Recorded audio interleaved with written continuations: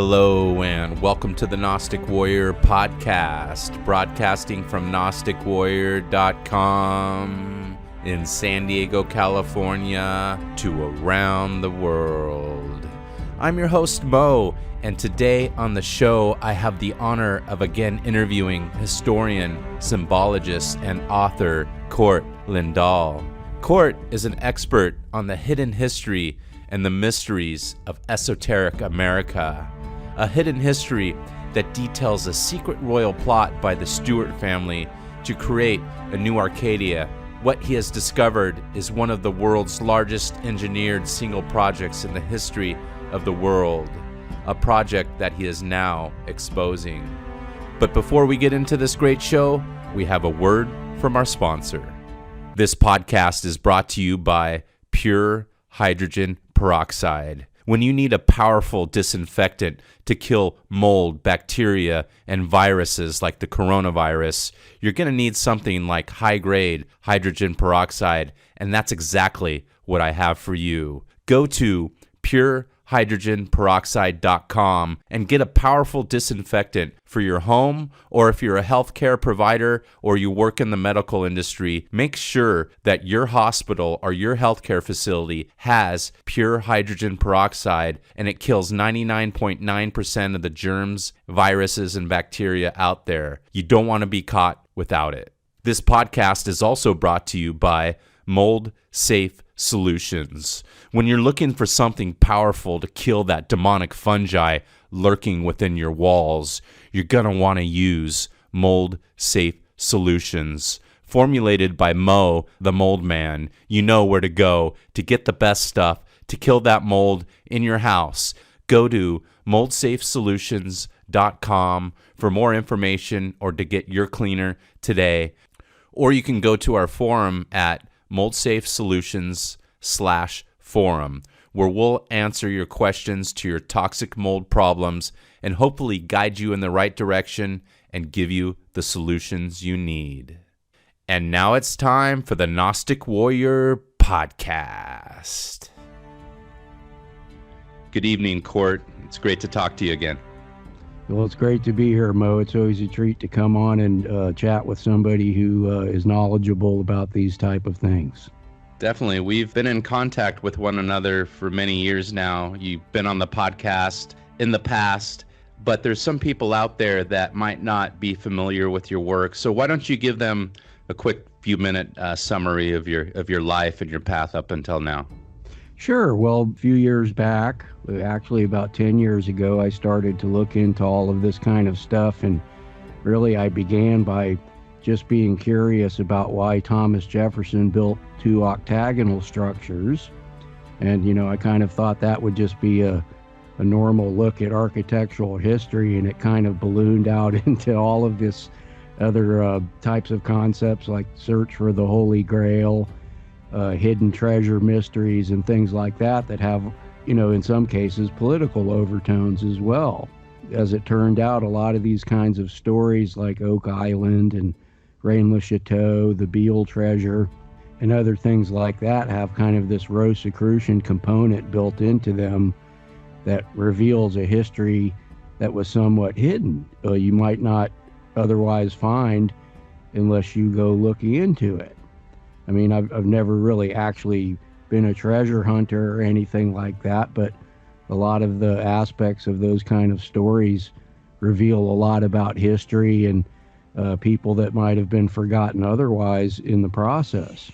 So that's one of the really interesting things about it.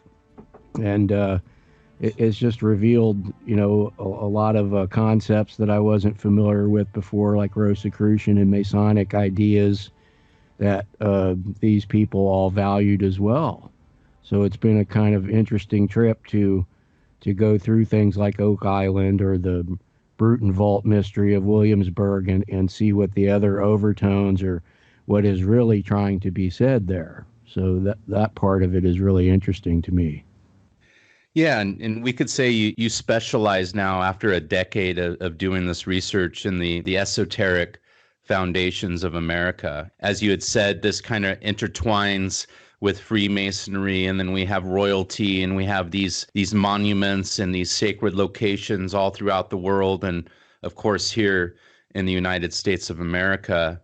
We both know that, knowledge is power, and the knowledge of geography, true history, and how the world works makes those in the know all more powerful. Nobility always had this special knowledge. How do you believe this special and secret knowledge plays a part in the creation of the world and the United States?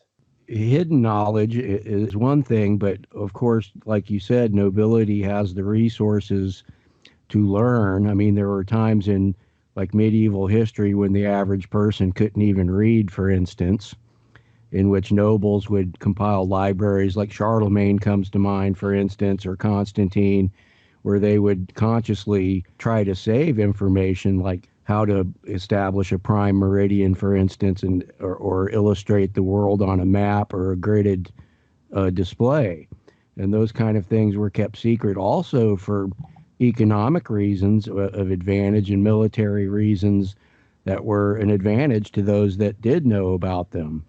So this kind of leads us into the Rosicrucian tradition of alchemy and other forms of hidden knowledge where things are encoded with symbols and alternate meanings, where, for instance, in the United States, the Greek mythology is valued, leading us to why a lot of the buildings in Washington, D.C. have that kind of motif to them, where they would be an allegory for something of value that was recognized by those that had been initiated into that knowledge.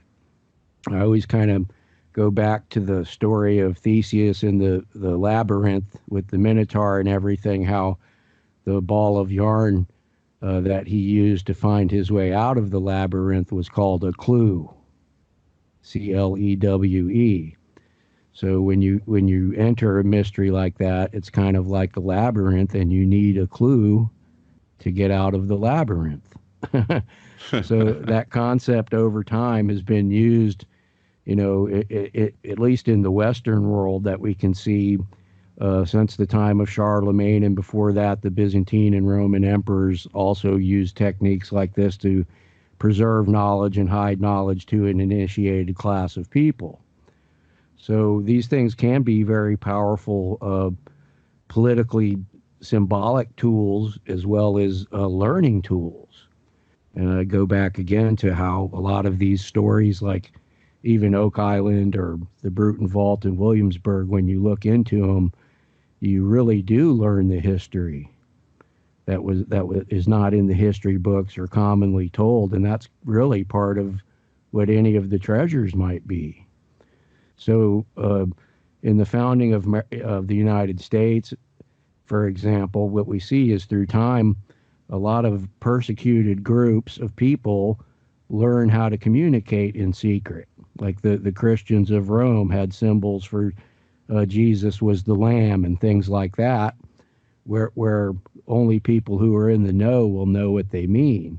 So it kind of also bleeds over into the concept of an intelligence service too, where they spook the natives, so to speak, with kind of esoteric information or communicating with each other in a way that the common person wouldn't necessarily understand. And these treasure stories, I think, are part of that, which is not to say that there aren't any real treasures, because what I found is a lot of this, when you do have a persecuted group of people, that they need to fund their activities as well.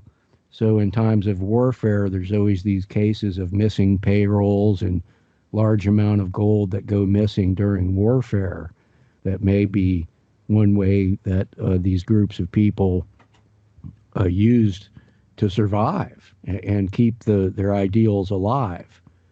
And no more other places that more obvious than in a lot of the monarchies that have fallen, where they did develop secret ways to communicate, or even their own forms of Freemasonry.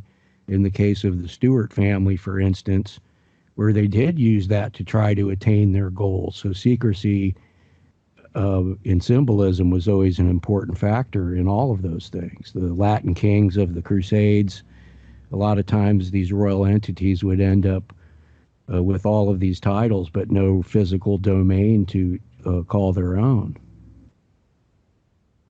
Yeah, and if we look at this history, it was a war of knowledge from the very beginning. We see the beginning of the church history. For example, it was the war against the Gnostics, essentially the other competing sects, and they had their sect backed by the Roman army, and then it gets kind of, Constantine puts it basically in like almost like a worldwide war. They were going to go around and they would have their knowledge and their way of keeping it and their way of protecting it. And in order to do so, it meant they had to go to war with these other tribes. It was like you're either with us or against us. It kind of seems like that played out over history. And that's the same thing that I've found over my decade of research into this. At first, I was like, hey, these guys were completely against these different Gnostic sects and these tribes, but really they were essentially Gnostics themselves, but with a kind of a different brand, and they hid this knowledge, but they were powerful from this knowledge, and they always held it in high esteem. And people outside of the royal circle, for example, that had special knowledge were always welcomed in, and they seemed to serve through these different secret societies and Freemasonry and the Rosicrucians and so forth. Do you see a common thread as well with these smart guys of knowledge serving through Freemasonry and Rosicrucians, and then in turn serving the royal families throughout history? Well, definitely. One of the things I wrote about is how the labarum symbol of Constantine, supposedly the sign he saw in the sky under this sign Conquer, may have been really the root of the golden and rosy cross of Rosicrucianism. When I looked into Constantine, I found a lot of interesting things with regard to architecture that he did. He built octagonal structures that I believe were in the tradition of the Tower of the Winds of Athens, so he could physically describe his domain.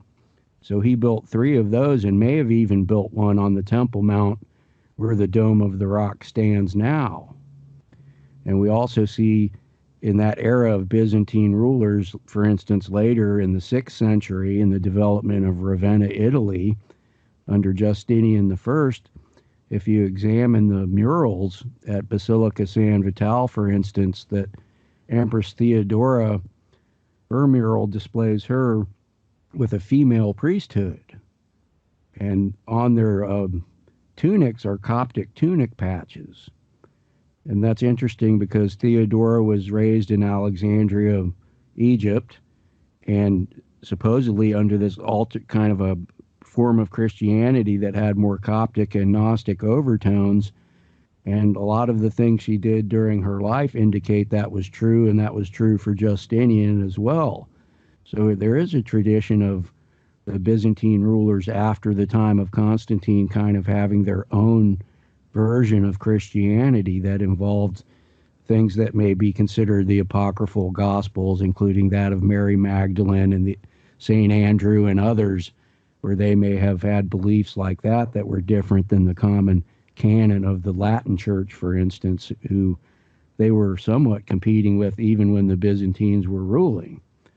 So that kind of starts that in a more modern sense of the secrecy and the way architecture and artwork is also used to encode things to be of value to certain people, like Basilica San Vitale, or some of the other architecture in Ravenna that's really interesting. Everything there predates the construction of the buildings on the Temple Mount, for instance, in Jerusalem.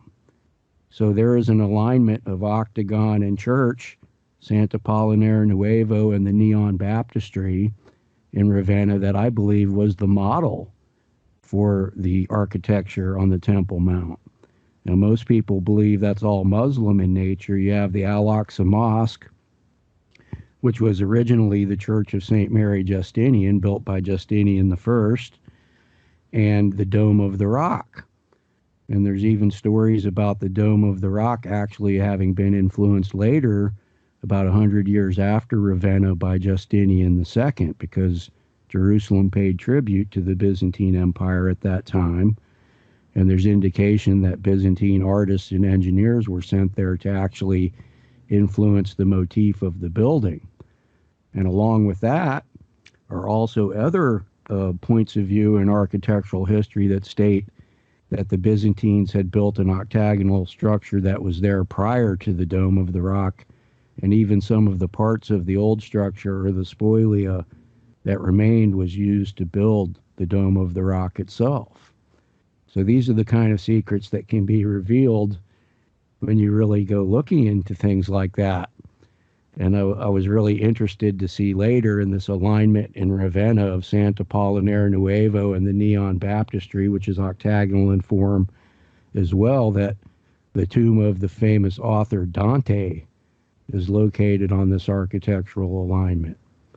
And we know he's all famous for the Divine Comedy, which kind of told the truth in a more literal way than hiding it, with the different layers of hell and all the people he included, in hell and heaven in his book. So he was kind of telling a truth there. So it's really interesting that his tomb ended up being built in this alignment of architecture, and thus revealing even maybe what some of his motivations or secret knowledge was as well. Yeah, and if we look at the secret knowledge, if we go back to the Pythagoreans who believed that all was number, and we see the seafarers, the Phoenicians, and then the Greeks were also in that traveling. They helped build Rome. They had a big part in that. And then we see the Freemasons' use of geometry to navigate and build the world we see today. Can you touch on this math? And so Right. why these octagonal structures? Well, I believe they all are based on, things that the Egyptians developed and the Sumerians, the more ancient cultures, struggled to define their world in real terms with a map or a concept that gave them an idea where one city was in relation to another. And we know the Egyptians developed water clocks and land surveying and things like that to arrange all the kind of linear arrays of architecture that they created at such an early date, for example. But really, as I said, the kind of one that gives it all away is the Tower of the Winds of Athens, which is said to have had a clepsydra, or a water thief, it was called, but it was a pressurized water clock that had a mechanism in it that many people speculate was similar to the famous Antikythera mechanism that was found in a shipwreck that was also worked via water pressure and was a timekeeping device that showed the positions of the planets in relation to each other. So to fix longitude, it's a lot easier if you have a timekeeping device. And that's step one in fixing your position on the Earth, because latitude's a little easier to figure by measuring the declination of the sun over the horizon and things like that. So this is one of those kind of arts, I believe, that was found and lost, through the Middle Ages and was discovered again after the time of Constantine, leading up to Charlemagne, that a lot of this had been lost. And there were a few people left, possibly including the quote magi or scholars that Charlemagne employed that were aware of things like this. And so that was lost and then intentionally hidden because it was such an advantage. So through time, that has been valued and gained a lot of these symbolic overtones in the past that it necessarily doesn't have today, because we all have our GPS units and things like that, where that's not as a cloistered knowledge. But when you break that down, it takes many of the same skills and knowledge that the famous stonemasons had. Geometry, just as you pointed out, that this is just on a larger scale. A global scale or regional scale at first was all they could manage to map accurately. And later this just became easy as the world progressed again, starting in the 16th century to the 18th century, when nautical clocks were developed and things like that aided in the accuracy of navigation. And that really is one of the reasons that maybe some of these legends have sprung up because there's no way to prove it. is one of the factors involved with that. There's no maps that show you where they went, like if Vikings came further in North America than Newfoundland, or a lot of the Templars, theories about Templars in America and things like that. I don't really subscribe to that theory very much, but I can see why people would believe that was true in the Dark Ages at the end of the Crusades, when people were just starting to learn how to record history again. Literacy was becoming higher. We see the development of literature and art exploding in the Renaissance and things like that, where this became available to more people that had become educated, especially, as you point out, the noble class, who all learned to read and write and learn science, and this was of value to them, where you see people like Sir Francis Bacon and John Dee, and a lot of other nobles being able to read when the common person couldn't read during those eras. So that's another way that this kind of knowledge and all became exclusive to them, and these kind of legendary stories developed around that knowledge as well. That's one reason art has always been appreciated for its hidden meanings. It's only been recently, like in the 20th century, when art started to be produced just for the sake of art and not really have to tell you something or be religious oriented or oriented to a certain family or something like that. Sure. And if we look at the Renaissance, I've thought about that often, and from the time of the Renaissance until now, and we see the various revolutions, we see, the creation of the United States of America, and it was as if they opened the floodgates of this knowledge where we all could participate almost in these mysteries in this labyrinth, and then, kind of take our own paths, go in these school systems that they set up through these different universities, and they seem to kind of control the knowledge, but in a way where we're free, we're given liberty, right? That's the concept of the Sure. United States of America. And, we know it was built by Freemasons, right? George Washington laid the cornerstone. Is it true that he did that in Washington? Was it him? Yeah, for the Capitol. Okay. Yeah. Just wanted to make sure. I know you're the expert here. I've read that a few different times, Right, but I know right. things could be changed, and there's disinformation out there purposely put there. But Right, it's there's just a huge interesting. mural of that at the George Washington Masonic Memorial in Alexandria, Virginia, where you can learn all about that too. Yeah, and I look at, like, you hear about it, it's like this, the second Atlantis, Manly P. Hall, the secret destiny of America, and then, you and I have grown up here, and we see the diversity here, and then also the ability to learn and to basically ascend the ladder to the highest of whatever we want in this country. It's amazing, that we could do this, and the more you look into it, it's just fascinating. But I see that this knowledge was kind of open to all of us. And, there's these books, we can go on the internet. We all have the ability to search and look for what we want to search. In your case, of course, you're looking into the hidden secrets of America. And then I have kind of my own path, and people do their own different thing. But it seems like they open the gates, the universities, and now you don't have to be, a Rosicrucian or a Freemason necessarily to participate in creating this knowledge and helping build this world. Do you agree with that? Yeah, you don't have to be a Freemason or a Rosicrucian. You just have to have a healthy curiosity. Yeah. Like I did when I first began to do it, and after a while, for lack of a better term, I guess you become addicted to it. Mm-hmm. Because it's interesting to find out, through a fact-based means or in things that you've come to recognize as being meaningful, to come to an understanding of what was really being done and said. And I agree with you about the creation of America. One of the largest factions involved in the creation of America did value knowledge and trying to give it to everybody, as opposed to keeping it a cloistered secret, so we could take advantage of all the talented people that we had access to in the beginning of the country, where we were struggling to kind of break free of the bonds of being ruled by a monarchy or a constitutional monarchy in the form of England, and have our own identity. And that's another part that I see, like in America, we do have these kind of Rosicrucian mysteries that have a uniquely American flavor to them, as opposed to the ones that happened in Europe.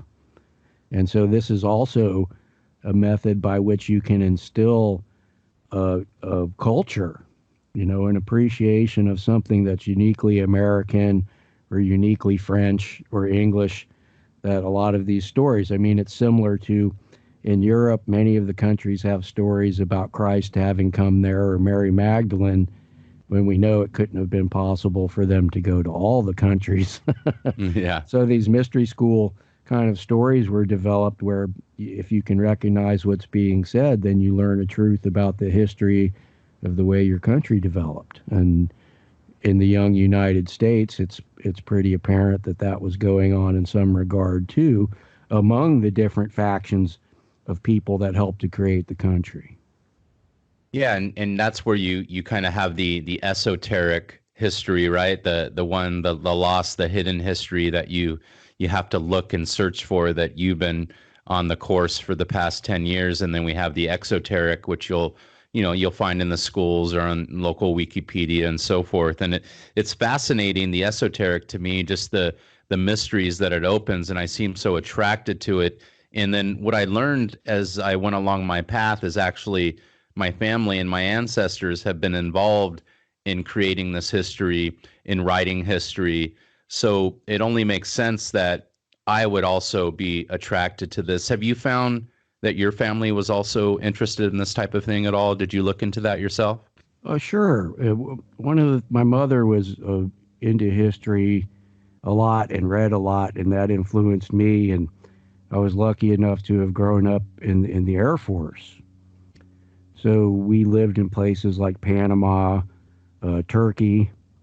I'm half Newfoundlander from Canada because that's where my mother was from, where my father met her.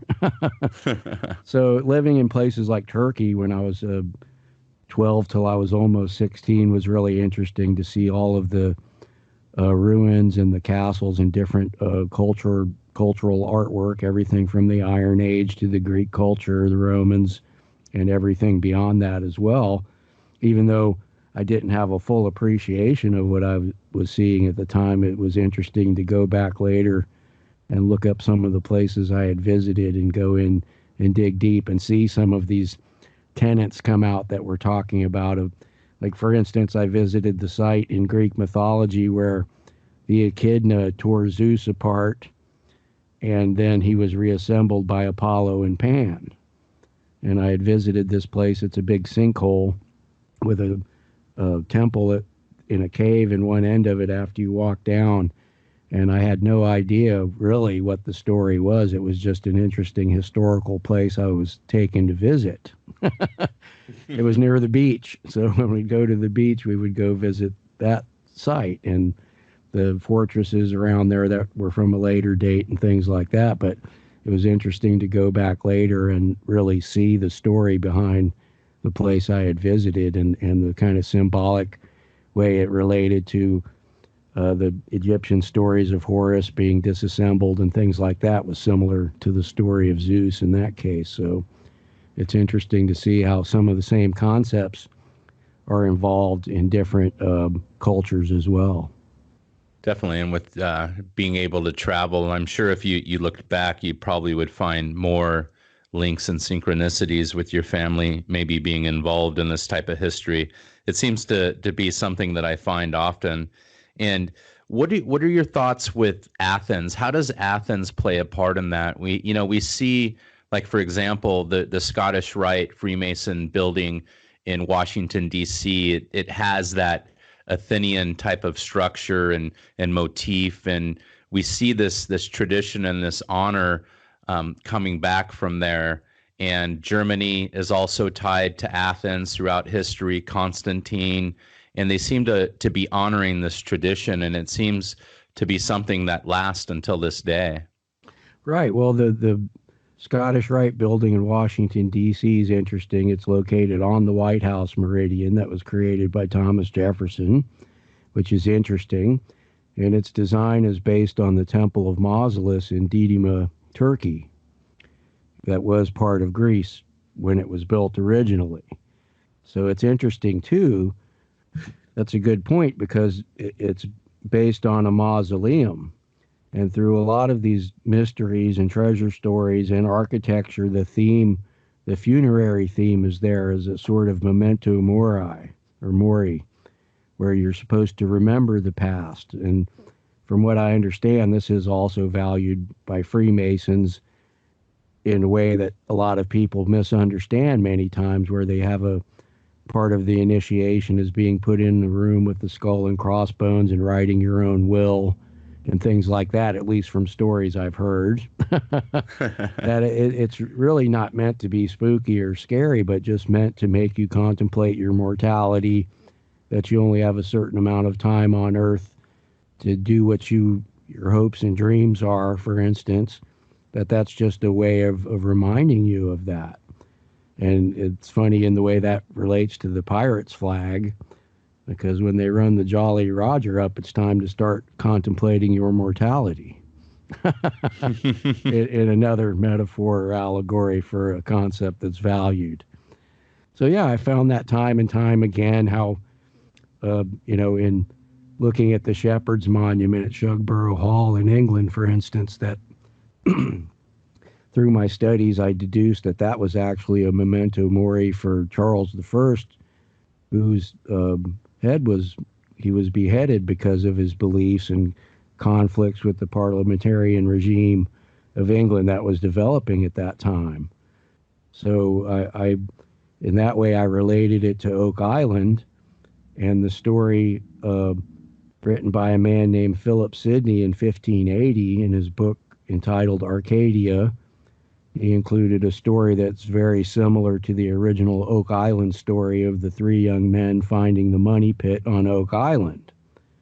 And I was floored when I found that, because it's so similar that if you've heard the story of Oak Island before and read this, you would know.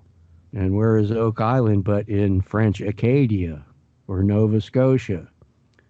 And then I found that even the Baron of Nova Scotia had edited and amended this book in the 1620s. So there was yet another connection to Oak Island via this old piece of literature that I began to read after I saw this, quote, Arcadian theme involved at Shugborough Hall, Braine-le-Chateau, and Oak Island.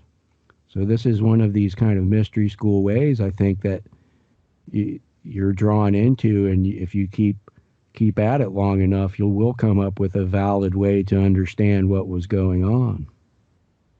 Yeah, and it seems like it takes definitely at least 5 years, and then about the 10-year mark, whatever you're studying starts to make sense, and you see it's much bigger than you had thought, and it's much more fascinating, and it just keeps you going, And I agree. Because at first I kind of fed into a lot of New Age, sure, and theosophical things that seem to explain some of that kind of thing. But after I went through that, and I started to find real historical links to the same things.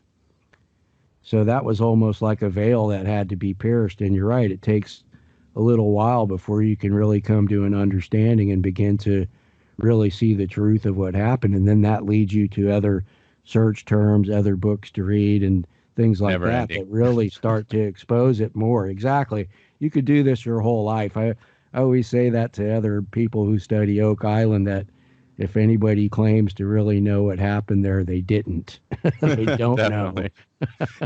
And what I find fascinating as well is if you look at all these eminent philosophers throughout history from the time of Plato, and we have the other historians going forth, Plutarch, and then we have the modern day guys anywhere from, Jefferson and Dee and these, weird characters, and they were all kind of engaged in this great work of trying to reconstruct things, whatever it might be. They might have had their niche, whatever they basically mastered in, but they also looked into history and putting everything together, and they were really into this knowledge. Do you see the same thing?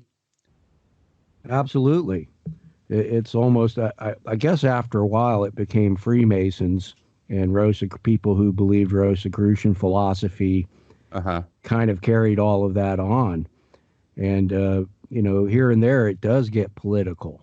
Yeah. Would you say the Freemasons, they played a large role when it was really dangerous as far as the knowledge? And then if we look at what they did when they were operative, I mean, they were just basically building cathedrals all around the world, working with the church. And if you look back in this history, I don't know how far you looked into that. It's essentially, the popes and the cardinals, those were, the head masons, running the show Sure. at the time. And they were the ones that were, directing the masons, and that's who gave them the free pass. And they were under the protection of the popes and whoever were the bishops in those towns that they were building those cathedrals.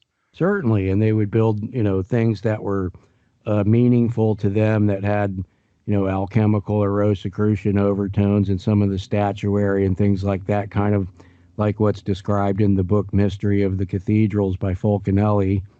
That book kind of exposed it to a lot of people in the early 20th century that never even thought in those terms with regard to a Christian structure, that it wouldn't be telling you something else. But definitely I agree that it was preserved via the stonemasons guilds that had gone back into ancient history, where these traditions were developed, and certain types of stonework or statuary would mean this or that to them that other people weren't aware of.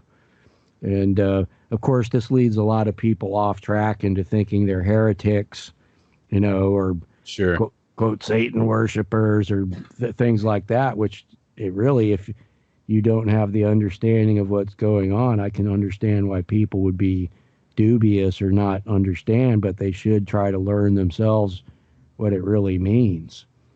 And it does. I even see that in map making, as we were talking about before. Once you learn to recognize the applicable parts of it, that you can see these lessons in there, that they did have these beliefs, and it was a way of preserving real knowledge, like real geometry, real map making, in addition to all of the spiritual and allegorical overtones and everything. I would stress that too, that there's real practical things embedded here too, in almost a way that ensures that those, techniques or technologies will survive, if there's another dark age or something like that. That leads us kind of like to the way a lot of people view the Georgia Guidestones, for instance. Within that structure, there's a way to figure out solar noon. It's oriented to true north. You're being given all the tools you need to start defining time and space, do astronomy, which astronomy, I feel, is kind of the root of all of the sciences in a very real way, because it started out as astrology, a more mystical and spiritual application of something practical. Yeah, and can we touch on that briefly?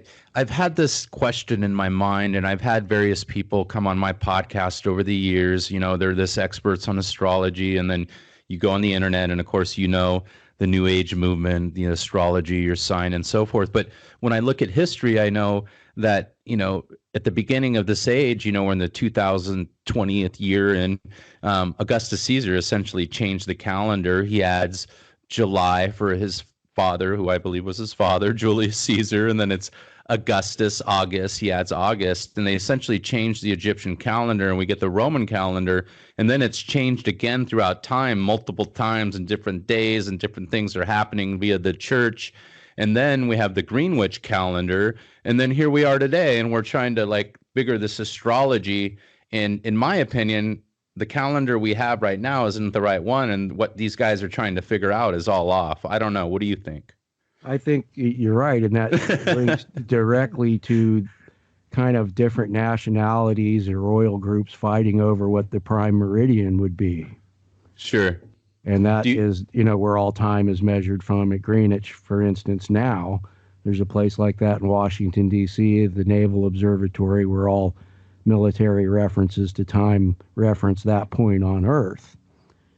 So it's always been part of the, temporal dominance for a certain empire or royal interest to have control over that, and it means a lot symbolically as well as the practical kind of applications that I'm telling you. So it's no surprise that over time these rulers would be changing what the calendar is to more suit their beliefs as well. And it's interesting, just real quick, you mentioned Augustus Caesar, and his real name was Octavian.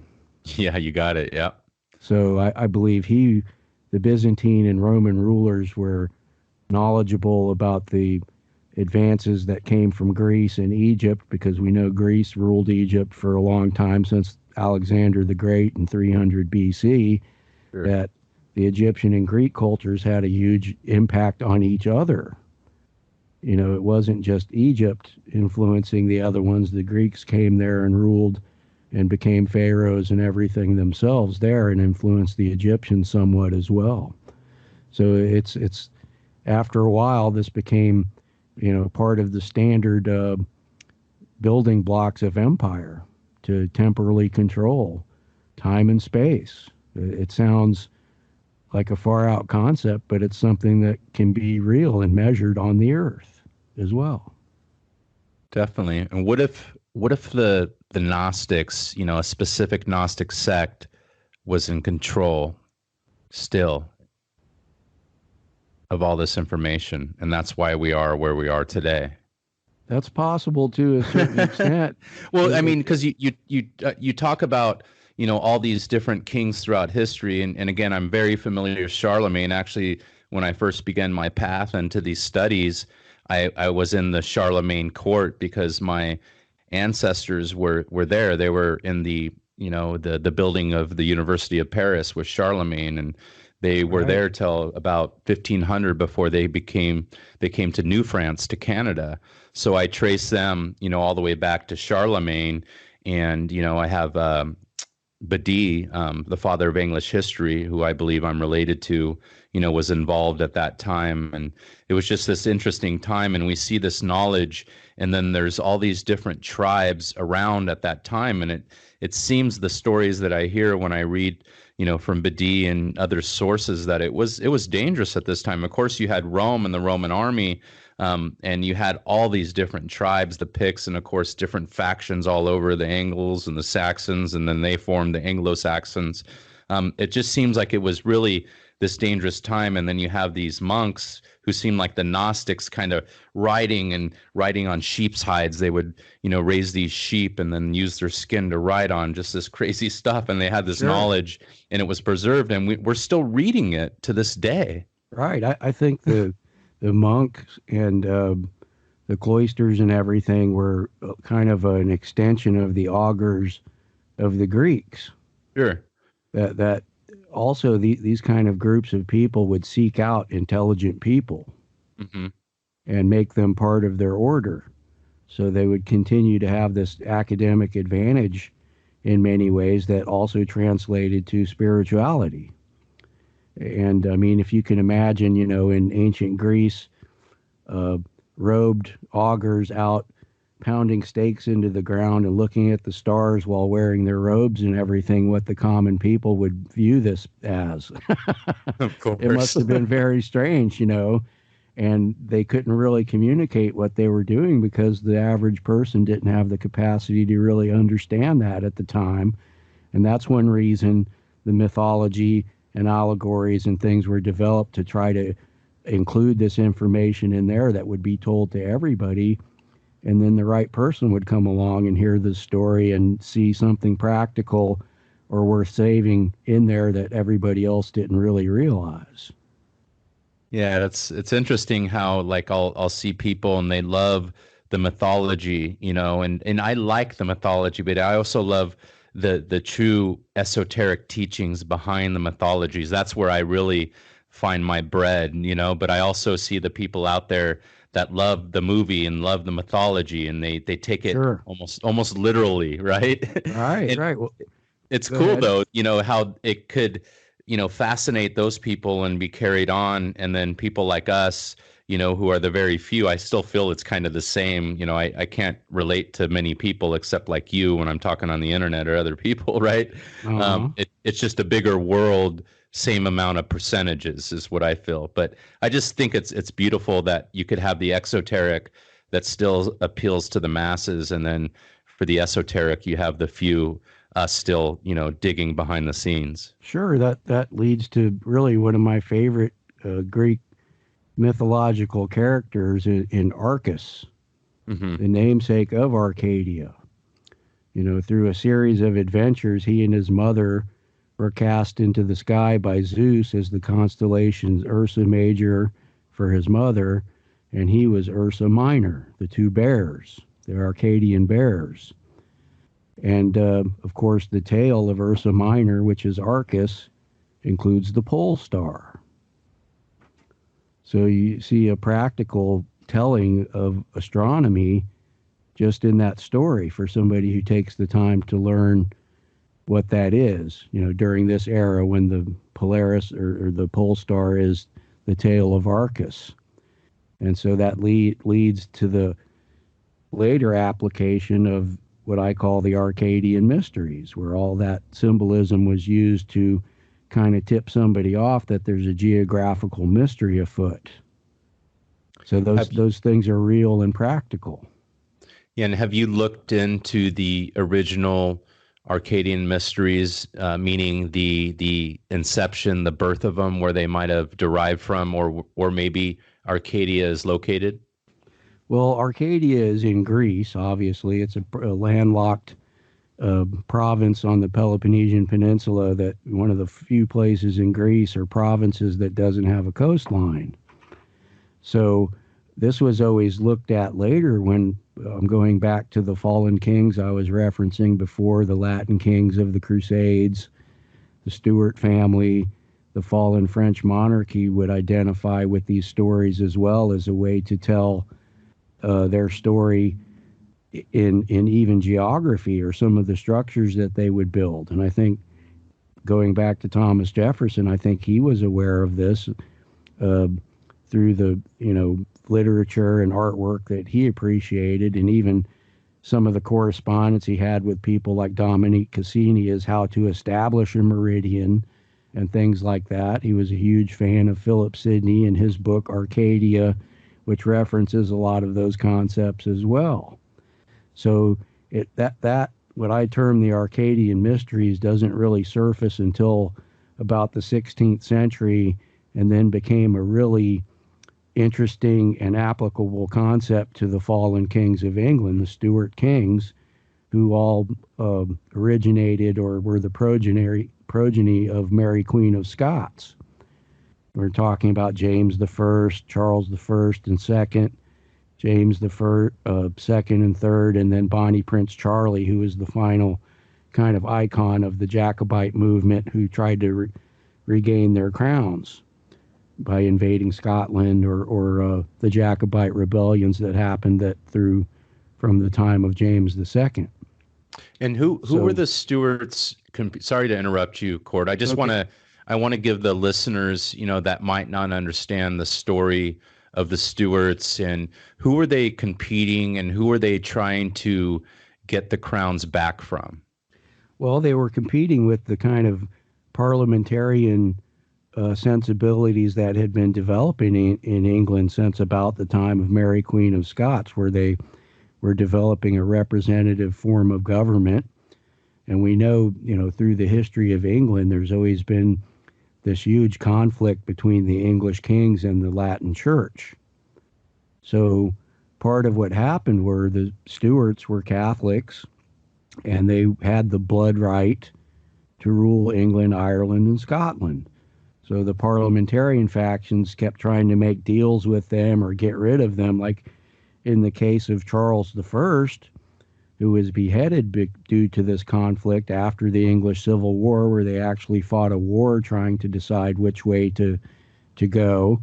That just before Charles I was beheaded, he quoted from Philip Sidney's book entitled Arcadia. And from that time on, that whole theme and allegory became of value to the Jacobites, who were actually called Cavaliers during the time of Charles I, that each time that the people that supported the Stuarts would rebel, that many of them were exiled in the American colonies or Scandinavia. And then later, as things developed, we do see Sweden being one of the biggest Jacobite allies of Bonnie Prince Charlie. And then there's this kind of, as I said, persecuted people develop secret societies and things like that to aid them in their goals. In America, this developed too because of all of the exiles being there. And that's how those concepts came to be appreciated by people like Thomas Jefferson or Benjamin Franklin, who were aware of the history behind it as well. So we see the Jacobites not being the dominant faction that created the United States, but they were definitely a very powerful and moneyed faction that helped to create the United States. And part of that is freedom of religion, because in England, Catholicism was outlawed at that time. So when America was formed, there were factions that were arguing whether to allow Catholics to be part of America or not. And part of the reason they did, I believe, is because of this Cavalier and Jacobite faction that had been coming to America since the time of Charles I, that influenced politics, that created industries, that created some of the icons of our country, like the flag and the Star-Spangled Banner and things like that, came from people who were members of those families. So in your research, of course, the Stewart family comes up a lot. They have a strong tie to royalty. That's who created the United States, in your opinion? In large part. I think it was a coalition of free thinkers. And the Jacobites are famous for that. If you break that down, really only about 20% of the Jacobites were Catholics. The rest were Protestants who felt that the primogeniture, that through that the Stuarts were the rightful blood heirs of the crown. Yeah, so that was important to people too. It wasn't just religion, it was the whole system that had been set up that the whole society depended on for inspiration as cultural icons, that their leaders were kings. Yeah, and if we go back through history, back to the times of Greece, we hear this mythology of Zeus, and he's born, and then his father, wants to eat him and devour him. So his mother Rhea hides him in this cave, and you have the priesthood, the Corbanates, and they play this music, and their job is essentially to hide the king. Throughout history, it seems like the priesthood and the secret societies had worked in tandem in hiding the royal family, the royal blood, the rightful rulers of the crown. And we see this all throughout history. And even up till to today, it seems like that same kind of theme is still being played out. And it's as if their goal is to, of course, make sure that the rightful heirs to the crown are put in place. Do these inheritors, are they related to Jesus? Is that why all these stories, we have the Bible and of course the secret societies and the Rosicrucians, it all relates to, the biblical families of Jesus. And then of course we go through to the Constantine and so forth. Of course, at least in the Western world, that is the basis of a lot of it. There's a variety of myths and legends of Mary Magdalene bearing the children of Christ, coming to France, for instance, or in some cases Christ himself came. And that, even as I looked into that, I went back to like the Byzantine rulers that came right after Constantine. I believe they had a belief that they were related to Christ. And this starts even with Emperor Arcadius. A lot of people don't know.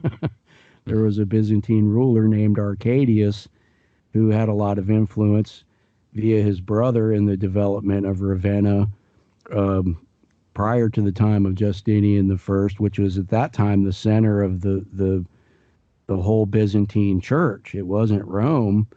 At that time, Christianity had a lot of Eastern overtones or Greek overtones to it that were gotten rid of later, unfortunately. So yes, that's a big deal. I even found, Emperor Arcadius and Emperor Zeno had married Merovingian women, and we know a lot of people associate the Merovingians with the quote blood of Christ, and they married these women at a time when they weren't even Christian yet. So there could have been some belief that among the Byzantines that these people were related to Jesus, and that's one reason they wanted to intermarry with them. So it does go back to that, even, whether it's true or not, that concept has had a huge impact, on the Plantagenets, the stories of the Merovingian Merovich coming to Europe on the back of the sea beast, the Quinotaur, and things like that, that all have these kind of maritime overtones related to Mary Magdalene, in my opinion, that do indicate that there was a big value of that concept that was kind of exclusive to them, that there was a belief like that had a big impact on history. And it could be true. I'm not saying it's not true at all. Yeah, well, if we look at history, if we go back to the building of Rome, we know that it was built, a lot of it, there was a lot of people that came from Greece and from Crete and, even Egypt. It was a cosmopolitan type of city. And of course, you had the Etruscans and the locals at that time. But, we could say, there were a lot of Greeks that helped build Rome. You had the Commacini masters and the different people at that time. So it's real interesting. And then I think over time, nationalities and maybe warring factions and cousins and different royal families would battle, I think, sometimes over tradition and the amalgamation of cultures. And I think, tradition would sometimes get lost and people would just get upset with each other and then, go attack their cousin or whoever and just burn everything down. And it seems like now that we're in the year 2020 that they're kind of realizing this history. I know we have DNA science now where they could figure out, who is who as far as the empires go. And it seems like back then, the time of Charlemagne and the time of these various medieval empires, they didn't have this type of knowledge, and they were, they had their books and they had their memories, but they really were going by very little by what we have now, and we're able to kind of piece this knowledge together. For example, I could search a subject any day and literally find 50 or 70 different books if I wanted to from all over the world in different subjects to kind of put it together, where that same thing would have took, someone in, the past weeks or months to kind of figure out, so it's just kind of amazing how, this information you could put together today, Right. I think we do owe a lot of that to Charlemagne, because he promoted knowledge and everything, and he employed, quote, Scotus Magi from Scotland who were scholars and everything, leading to other people like Michael Scott and Dr. John Dee, who kind of continued that tradition in their own way. And he really did take some responsibility. He did obviously value Roman and Greek culture very much. I mean, he incorporated spolia or pieces of more ancient structures when he built Aachen Cathedral, which I believe is a copy of the Dome of the Rock. And I think he was privy to the information I was telling you about, where Constantine and the other Byzantine rulers believed they were related to Christ. And all of the practical knowledge that came with all of that, of them, preserving these things. So the Western world does owe, a debt of gratitude to Charlemagne for making sure a lot of those concepts were preserved. And he's interesting too, because I think, the whole kind of modern concept of Rosicrucianism came from Charlemagne, because there are legends of him creating mysteries as to where his tomb was, which parallels the story of Christian Rosencrantz being entombed in an unknown chamber in a mountain somewhere, the man in the mountain mythology. And then even four of the subsequent Holy Roman emperors, including Frederick II and Frederick Barbarossa, were said to have solved these mysteries and found things in his tomb like the Coronation Gospels, which is an illuminated manuscript that all the German kings were later, consecrated on, with using that book. So I think he was privy to some of the beliefs of Constantine. And he and all the subsequent Holy Roman emperors really kind of operated as the protectors of the Latin Church, but they did whatever they wanted and believed whatever they wanted. They didn't necessarily subscribe to what the church was telling them to do, and that kind of sets up all of these conflicts later, as I was speaking about in England, with the Catholic Church having all of these disputes with the monarchies. Yeah. So and I remember clearly the biggest one that I remember in my research would have been King Henry VIII, and at that time it was the dissolution of the monasteries. And when I look back at Freemasonry and the monks at that time and the various monasteries, they were like the Freemasons back then. And he literally just wiped them all out and said, I'm king, I'm ruling everything, over basically a disagreement over divorce. The Vatican said, no, you're not going to have a divorce. And he said, pretty much screw you guys. I'm going to do what I want. Is that essentially the story? Yeah. And then he, as you say, he set it all up. So he was in control of all of those things instead. That was the problem. They saw the church as meddling too much in domestic affairs, trying to control everything that happened, thus taking a lot of the real power that the king had. Was he part of the Stuart crown? Henry VIII? Yeah. No, he's distantly related, but he's from the Tudors. Okay. The first Stuart we see coming was Mary, Queen of Scots, and we know what happened to her. Basically, it's the same story as Charles I. She was originally the King of France, or the Queen of France, for a short time, and for political reasons, they got rid of her, so she knew she was the Queen of Scotland, so came there. And she did have the rights to the English crown as well that had been given to Queen Elizabeth already. So she was seen as a threat by the Protestant Queen Elizabeth, because she was Catholic as well, and eventually she was beheaded as well. And her son James I started the Stuart dynasty that lasted most of the 17th century or the 1600s. That gave us an extension of this conflict that lasted for 70 or 80 years, during which time they controlled the American colonies and developed them into what they eventually became. So after they got rid of James I and William and Mary, they brought in their German cousins who were all related to Charles I distantly. So sure, and that would be the current queen right now, right? The Mountbattens. They're actually Stuarts as well, but just more distantly separated from the actual bloodline that was supposed to be the monarch. And that gave us the Cavaliers and Jacobites, which again leads to their impact on American history and Canadian history as well. Sure, and the Stuart, when you talk about the Stuart bloodline, is that just kind of like a generic name for that specific royal bloodline through Jesus and so forth to today? Yeah. Sure, the ones that were supposed to be the King of England and Ireland and Scotland at that time. That they had the bloodline and the intermarriages where they were supposed to be the ones.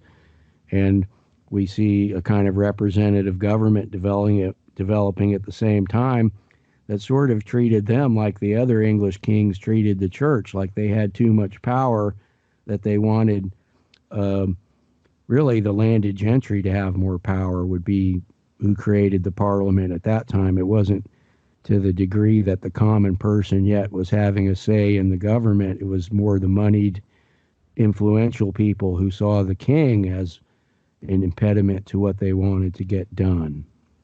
But yes, the Stuarts do have all of those connections back to the Latin kings.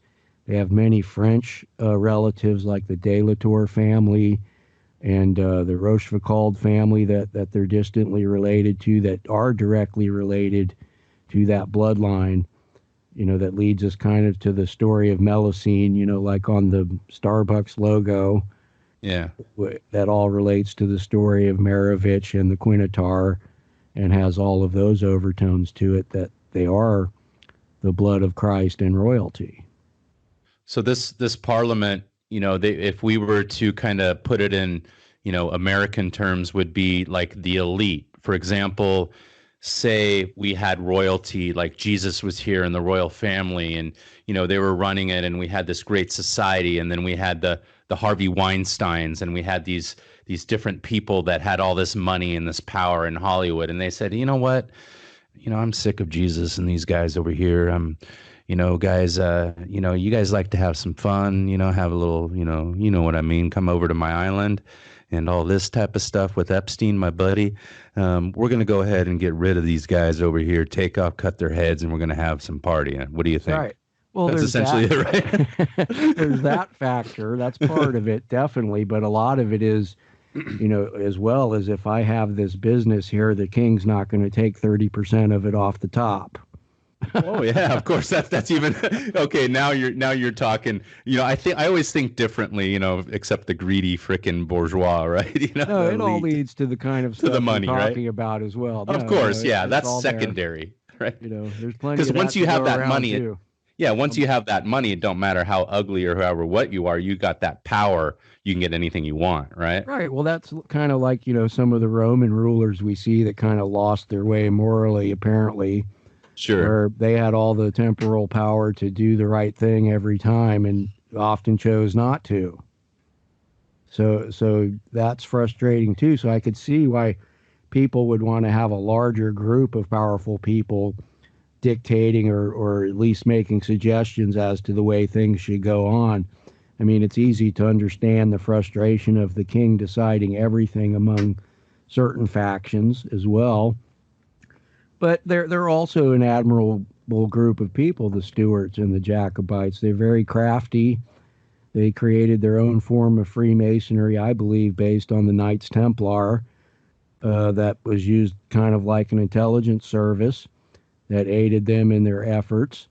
Along the way, ultimately, they kind of ditched this system that was in England and helped us to create ours without much dispute about whether they should be in charge of it or not. Although after the American Revolution, there was a real effort that was presented to make Bonnie Prince Charlie the King of America.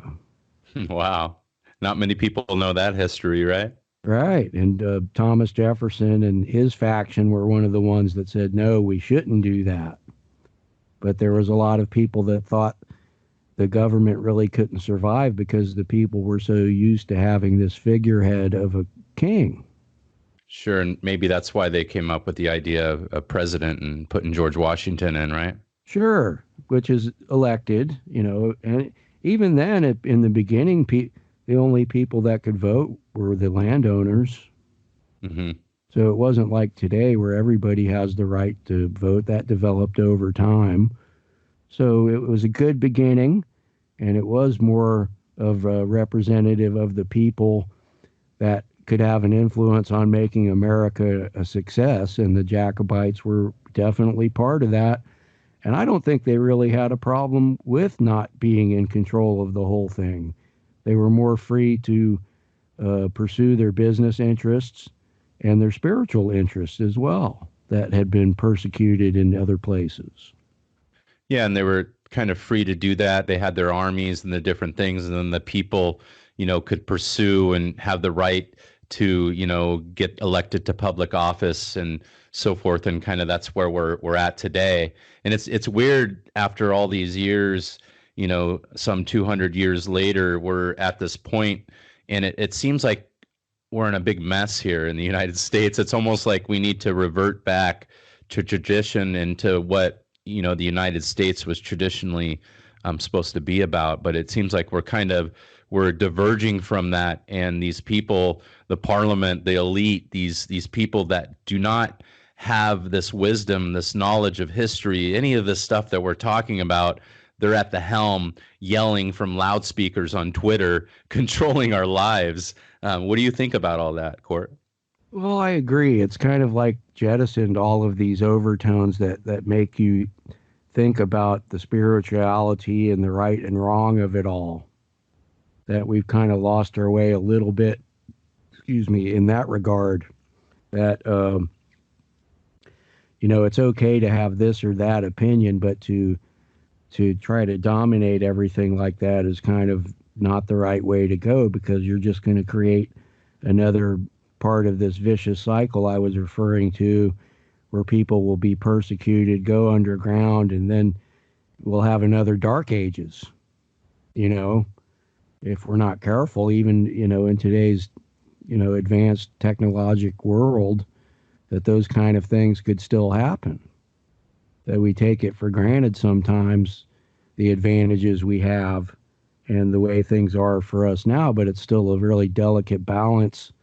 And we definitely don't need to go the way of tyrants and despots again, because we already fought the revolution once. Yeah, why do people, when they think about royalty or they think about a divine family ruling over them, even though we might have presidents and governors and whoever might be, controlling our lives through Washington, they automatically think, though, despots and tyrants? Is that because of the kings and the rulers of the past, the Neros and so forth, that were like that, and we kind of just tend to remember that? What are your thoughts? Because you've been studying this history for a long time, and you're not from this family, but you have a high regard for them and this history that they created. Well, I think it's just, like I said, it's a delicate balance that we should avoid that. The population's a lot larger than it was in the past. We have a variety of different opinions and different cultural values and things like that in the country, which is part of what America is, what it was created to do. So this is still kind of a new experiment we're engaged in here. Yeah. What we've been around for 240 some odd years now, something like that. I can't remember exactly.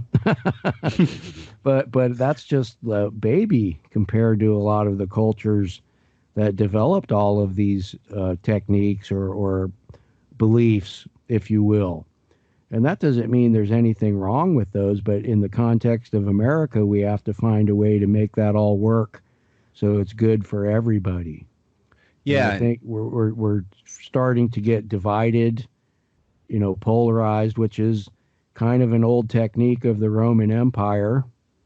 They would some of the less moralistic rulers would divide the people and use that against them to get what they wanted, and we need to avoid that, because that's not what America's all about. And it's not necessarily just one side's fault or the others. We all have to find a way to agree with each other. Yeah, but if we look at things, again, I mean, I like to look at things positively and come to the table, let's talk about things. But a lot of people don't have that knowledge, that wisdom, essentially Exactly. the brain sometimes to do that. So I come again from the street, where I'm a citizen just like everybody else, listen to this podcast. Maybe there's royalty, I don't know. But in any event, I get why the ruling class or the Romans might do that, and today they're able to do it in a way where they could test people and actually document and have a file, because they have all their smartphones and their computers, right? Right. They can look at your Facebook. And they probably have these algorithms to know exactly what kind of, plebeian you are and what you're going to do when they change the system, if you're going to go along with it. It's kind of interesting. And then you see Trump and all this stuff going on, with Russia and, Russiagate. And it's interesting that we see Russia coming up a lot now. And then also, if you study history, and I know, studying what you've done and reading your books, that Russia played a big part in the building of the United States and California. Can you talk a little bit about that? Well, there was originally a Russian colony in California that they developed under an agreement with Mexico, who controlled it at the time, but they kind of just gave up and left. They didn't really have, it was so far away from the main part of Russia, the productive part of Russia and everything, that they couldn't really maintain it. So it is interesting that they left, at about the same time the gold rush happened, just after that. And that's kind of what made it part of America. But really, what's interesting about Russia, I think, they're Stuarts as well.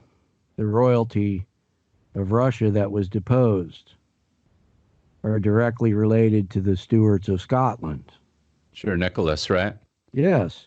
And they had a kind of an occult Secret Service thing going on too. And it's really interesting if you look at Madame Blavatsky and Nicholas Roerich, for instance, which are two major theosophical figures, that they developed under Imperial Russia and not Communist Russia. So I think we've always overlooked that they had kind of this extensive intelligence service, knowledge of a lot of the concepts we're talking about, and they had a big influence on things that I think there's still some of that going on, even though they went through the communist regime and everything, that some of this was somehow known of. That I'm sure, in fact, the communists that took over Russia were well aware of the way things were being done. So that's not necessarily a criticism or anything, but just an observation that they were very adept at all of these kind of propagation of their bloodline, the beliefs that we discussed, that they may believe they were related to Christ or other important people through history, that kind of lent to their cachet of their appeal to the people and themselves in a big way in the past. Yeah. So we don't look overlook Russia when you're thinking about how they can use things like that, just like our intelligence service does, or that of England or anybody else. Yeah, definitely. I mean, there's lots of ties with our country, with Russia, and there's no law for us to travel there or for Russians to come here. My son actually has a friend whose mother is Russian and so forth, and she was a doctor there. And I know a lot of guys in the business. I'm in the service business, and there's guys that run various companies, and they're from Russia. They're natives from Russia and so forth. But I know there's a big history there.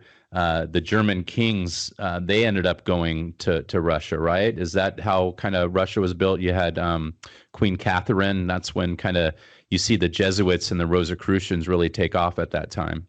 Right. I'm not really totally familiar with the exact origins of it, but I have read about the Stewart family involvement. And really that a lot of that is also the result of the Jacobite rebellions. Because each time they would lose one, a lot of the people from Scotland would go and join the militaries of Europe. And that included Russia, all of the Baltic Rim, Finland, Sweden, Norway, Denmark are full of Scottish and Irish people, too, that came there as exiles. And Russia is no different than that. In fact, there's a really interesting character in the late 17th century, Jacob Bruce, a member of the Bruce family, who built an alchemical tower, octagonal tower in Moscow, that when they finally tore it down after the revolution there, that they found a hidden library full of occult books and things like that I've read about. So this kind of concept was spread everywhere, and people from Scotland had a lot to do with that too, not just like occult concepts, but practical knowledge. That's why they're known as such fighters, Yeah. I was just reading about a French field marshal under Napoleon named Jacques MacDonald, who was a Jacobite refugee and did well in the army of Napoleon. So it's not uncommon to see that's part of the way that Scottish culture spread, along with the Jacobite ideals associated with the Stewart family. Yeah, and if we look to Russia and through their literature, I've researched, they call themselves the Third Rome, and they like to think of themselves as the masters of Jerusalem, meaning the rightful heirs to Rome. Certainly. So St. yeah, Petersburg, right? yeah, it's clear. And then if you look at how much they've grown, the country over the last 50 years, it's just like they own the North, the Magog, Sure. You could relate it to those old legends and that point of view as well from the Bible. Yeah, and the Muscovites, the founders of Moscow, did some research there, and I tied them to actually an old tribe from Crete in Greece, that area. So it's interesting. That was one of their main influences as well. A lot of people neglect to learn that too, that it was just north across the steppes of the Ukraine and everything that a relationship developed in those cultures. And even part of the story of the Tower of the Winds is that notice the north wind god Apollo would travel each year to from the name slipping my mind, Boreas, I think is the name of the region, which includes Russia. So that had likely been going on even in ancient Greek times, where there was like a cultural exchange going on. And then, of course, that leads us to the Russian Orthodox Church that is more similar to the Greek Orthodox Church than the Latin Church. Yeah, and I believe the history there, we had the Rus, they invaded Greece and there was various wars, and they ended up actually signing a treaty, and the Rus royalty, I believe it was Vladimir at the time, I'm not sure, correct me if I'm wrong, or someone knows out there, had married a Greek princess, and that's when they became Christianized, and that, I believe, was in the 10th century, 931 AD, I believe, when that happened. So I believe that's when you had the union of the Rus with the Greeks, right. and that's where right. we get at the Orthodox. time. The Vikings were being Christianized too, and the Rus have are basically Vikings. They're a very similar culture. Yeah, the Northmen, right? From the north. Right, the same genetic stock and everything. So, yeah, just a different name for the same people. Sure, and a little different because it was so far away culturally. Could have been a little different, but basically very similar. They used runic writing and things like that are akin to what was going on in Scandinavia at the time, right around the 10th century and 11th century when they all converted to Christianity. Yeah, and that's why there's a big crossover, with the Greek, again, culture, and the Russians. They like to, of course, visit Greece a lot because that would be a lot of their ancestors and so forth. So you see a lot of them traveling to Greece, wealthy Slavs, right? Certainly. That's exactly why. And the similarity in their religion and culture is there, definitely. The domed churches, even though they're more elaborate in Russia and things like that, are cultural parallels to Greece, definitely. We all go back to Greece in a big way. Yeah, and like we had discussed before, you had Greece and the Egyptian Empire, and of course they honor Egypt as well, and the Egyptian mysteries we see, and we had the Grecan mysteries, and those became the Roman Greco mysteries, then Latin, and just this it's everything's tied together, and I love the traditional teachings, but I also love, as you mentioned, the great things that we see here in, the United States of America.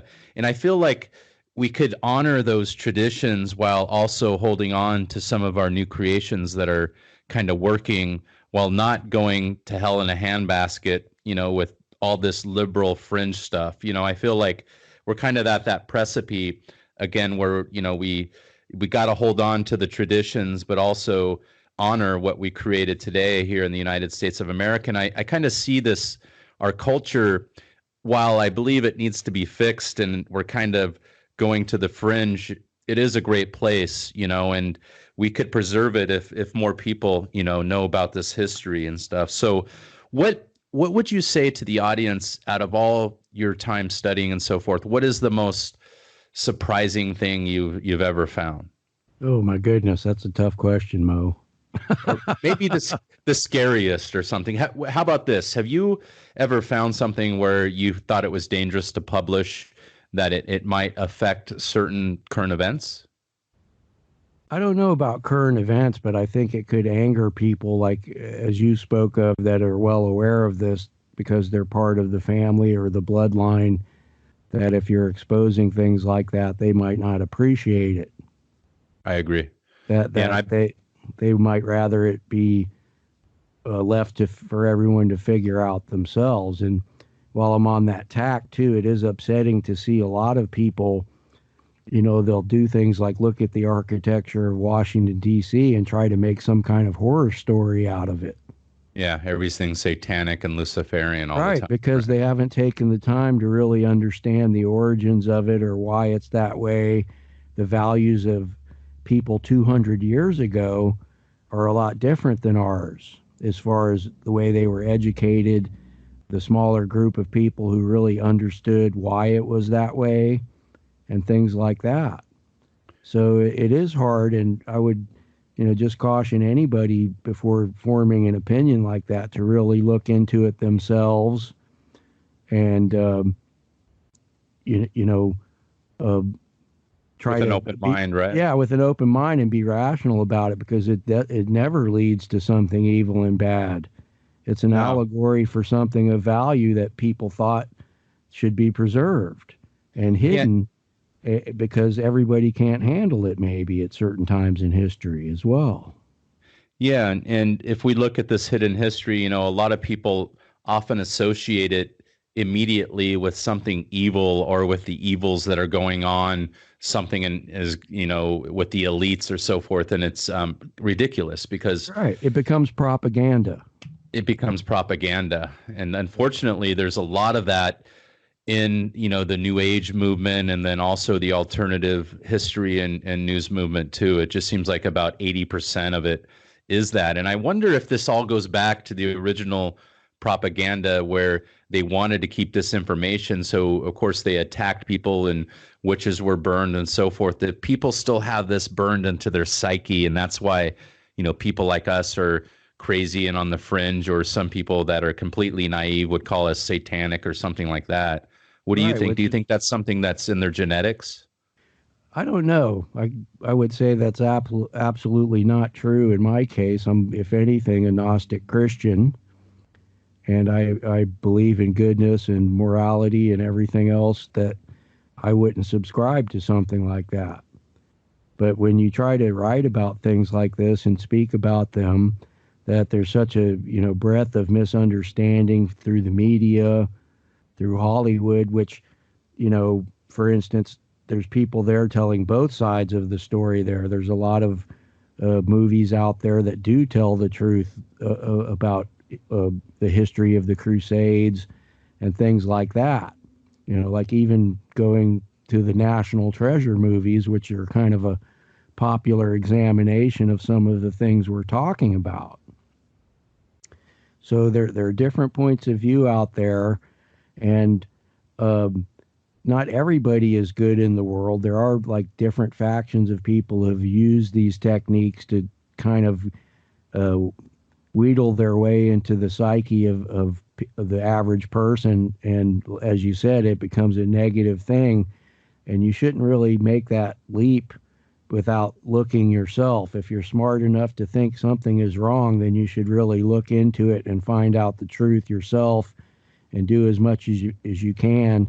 As you said, we have more resources available to us now than we ever have, right at your fingertips.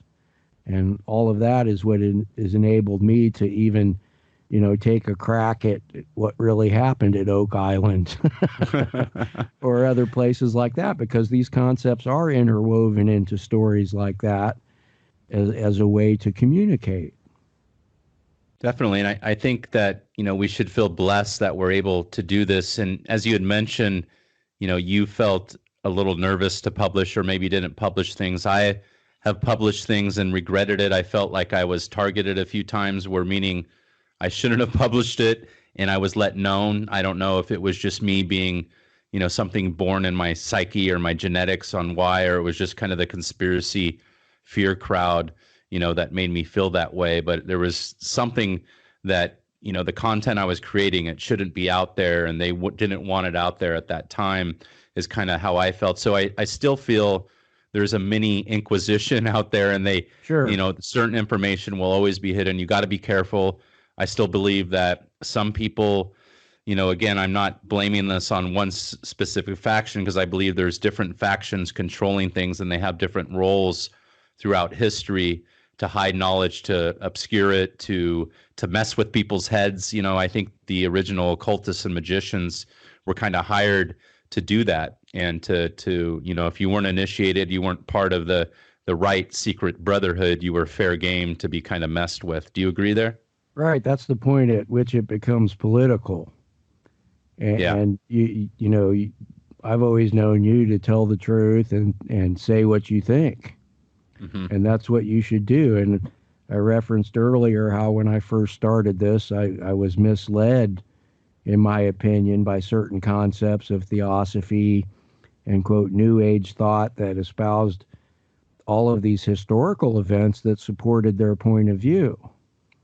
And oftentimes I would look into these things myself with the resources we have available now and find out the truth was nothing like what they were telling me.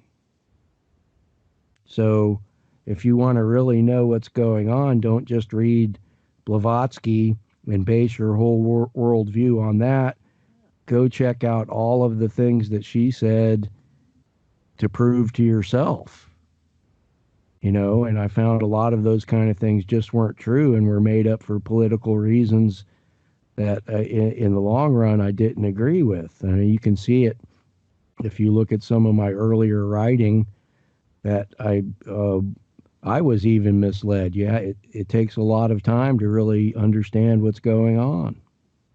Sure. And if we look at Blavatsky, I mean, I've read The Secret Doctrine, all her books and so forth. There's a lot of great information in there, a lot of truths, but also, as you had mentioned, some mistruths there. But they put you on the right path. So if you look deeper, it's almost like she put breadcrumbs there for you. And, again, she was writing under a imperial regime.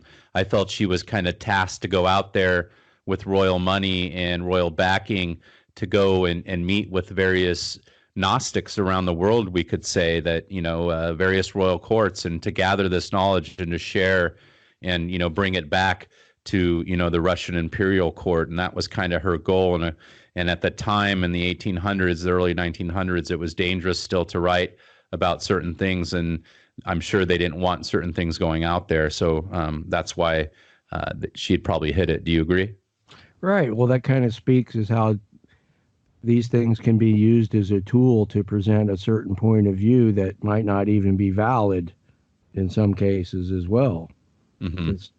And that's where it becomes valuable to have a different point of view, or if to have studied it enough to take a crack at saying what really happened. And I'm not really cracking on Blavatsky. I've read her too. There are valuable parts of it. She was a very intelligent person. But no, you were just, I know you were making a point for people to not hang on just to one writer, one author that had written, such as Blavatsky. And that's a good example for someone who had written at that time. And you got to dig deeper than just those writings. And right. Well, like people like her and Manly P. Hall, for instance, didn't have access to the information we do. I agree. That doesn't mean they're terrible people. It means they were maybe even presenting what they really believed or thought, but they didn't have this or that source that we have now. And that was really exposed to me both in my studies of Mount Shasta and the Bruton Vault in Williamsburg, because the Bruton Vault, quote, mystery is a mystery that involves Nathaniel Bacon, the colonial rebel, bringing the papers of Sir Francis Bacon to Williamsburg or Jamestown, hidden in a vault. And she was the one who exposed this for the first time, the wife of Manly P. Hall, Marie Bauer Hall. And as I read her book and everything, I realized that she just didn't have access to the information I do to form her opinion. She was basing it on concepts like the Ascended Masters and things like that were popular during the era in which she was writing. But when I looked into that, I found out that it was more than likely a kind of Rosicrucian joke or ploy that had been cooked up by College of William and Mary students that may have even included President Jefferson. So, I mean, I was led to the Declaration of Independence view from looking at that. Like that was a mystery school goal to achieve, okay? So that's kind of what the American version of that is, to emphasize our values and the things in early America that we all should look at, the Bill of Rights, the Constitution, and the Declaration of Independence, that's the American form of the Enlightenment of what you find as a treasure. You'd mentioned, we're going to end this podcast here shortly. You had mentioned King Charles possibly being a king of America at the beginning of the formations of this country.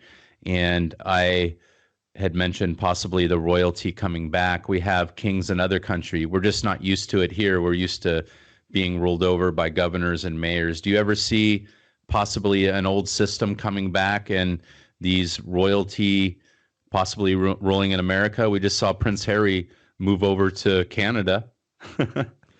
Right. That is possible.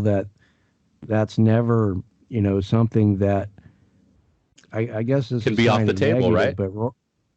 But royal entities, once they have claimed something, it's always theirs in their mind. Yeah.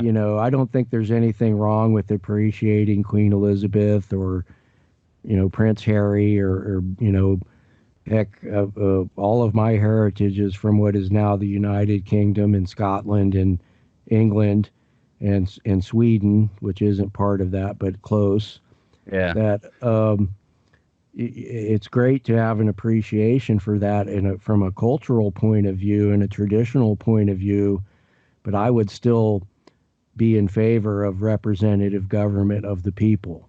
That's something that's uniquely American that we've struggled to establish, that has made us what we are for good or ill in many ways, and that we should still stick to that, while at the same time there's nothing wrong with appreciating or thanking the powers that came before for helping us establish this, and the Jacobites are among that group of people, including the Stewart family. What if this story that you've been studying for so long, it's not ending? We do have, of course, I get what you're saying. I agree with you. I grew up here. I love this country. I love the system. I don't love where it's going now as opposed to the days that I grew up. And it seems the history before I grew up, it seems like the good old days of the 50s, 60s, and 70s. And it's now the year 2020. It seems like it's changing from those traditional values. So I agree with you there. But what about the royal family possibly changing this history, this conspiracy? We see various kings, getting beheaded, or this royal family getting taken out. We see Prince Andrew, this scandal. So I'm getting a little conspiracy here. And then Harry, he leaves essentially the royal house, and he's part of the Sussex now. So you might want to kind of look into this a little bit. It seems all this stuff happening right now at this time as the coronavirus happens, it seems kind of ironic. And again, you've been studying this history for so long, lots of great stuff, icons, but there's a lot of conspiracies. There's revolution. There's Jacobites involved in this stuff, Freemasons. What is going to change that from now possibly happening? I just don't know, Mo. Anything could happen. I'm all in favor, as I said, of appreciating that. I have a lot of admiration from studying so much about the Jacobites and the Stewart family and the things they did through history, including the monarchs of England now. I wouldn't leave them out. They were part of their success was their willingness to work with the representative form of government that the other kings had hesitation to do, that the Stuarts did. But that may have also inspired them to embrace the American ideal of that. They saw a trend happening, and that was the way to go, that we can even make something better than what was going on in England. And I feel like a lot of the Jacobites families and everything were successful in America through industry and the opportunities that were made available to them through the more free commerce and business that was going on here compared to the way it had been in Europe for so long. So that's a tricky question, and that's one of those secret things we might never know unless somebody reveals information to us that tells that, that tells that story, is like you're suggesting could happen. You never know. You never know. So what's next for Cort? Are you working on any books, a movie? You going to be on TV soon again? What's going on?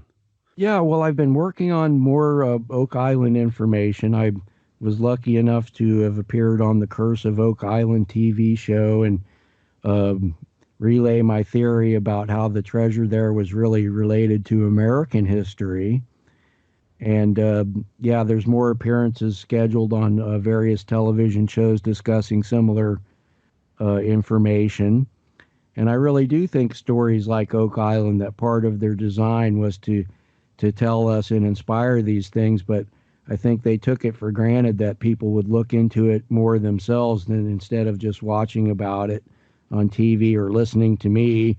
That I would urge everybody who has an interest in things like that to absolutely enjoy the TV show. It's a great TV show, and look into all of that stuff yourself and see what you come up with, because you might just find yourself on a journey of discovery that will inspire you and change your mind about what it all really means in a positive way. The esoteric expert of America. What book out of all yours would you recommend for people out there, maybe someone who's new to this history, an American or possibly outside of the country? What one of your books would be a good study guide to start out with? I think my latest book, Oak Island and the Arcadian Mysteries, explains all the allegory that I relayed here about Arcus and how this was involved at 3 different places of storied treasure legends, that when you really explore the overtones and what was going on and what the people who were involved were doing and what their beliefs were, that you learn really what was going on, and it goes beyond a treasure story. And I'm not saying there's no treasure, because things like that were involved too. A lot of gold changed hands during wars that was meant to be used to promote points of view like we're discussing as well. Unfortunately, that's part of it as too. But just keep an open mind and look into it yourself. And also, I have tons of videos on YouTube on the Cort Lindhal channel and my blog, survivalcell.blogspot.com.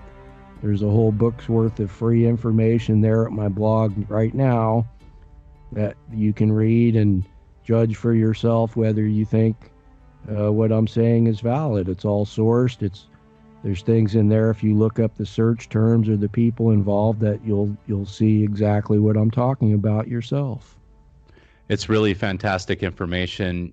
Cort, you're my favorite historian on esoteric America and the hidden history, and I've written a lot of books, I've interviewed a lot of people, I've watched a lot of videos over the last 10 years, and I mean that with all honesty. And it's great to be connected with you and be able to talk to you and have the honor to learn about this. Every time I do talk to you, I learn things, and it's like talking to an old friend. So I hope the listeners around the world, you've learned something new about the hidden history of the United States of America. Support Cort and his great work, buy his books.